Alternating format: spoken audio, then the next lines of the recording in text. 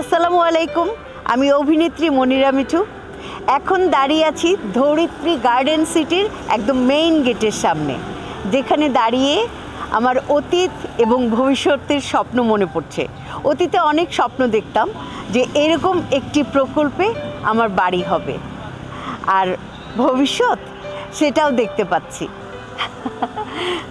ঢাকা থেকে পদ্মা সেতুর ঠিক মিডল পজিশনে অবস্থিত ধরিত্রী গার্ডেন সিটি। 400 ফুট প্রশস্ত এক্সপ্রেসওয়ের কারণে ঢাকা থেকে এখানে পৌঁছাতে খুবই অল্প সময় লাগে।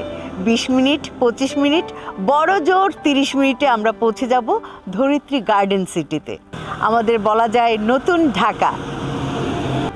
আচ্ছা ম্যাম, আপনি কি এই প্রজেক্ট নিয়ে কোনো স্বপ্ন দেখছেন? হ্যাঁ, অবশ্যই স্বপ্ন দেখছি।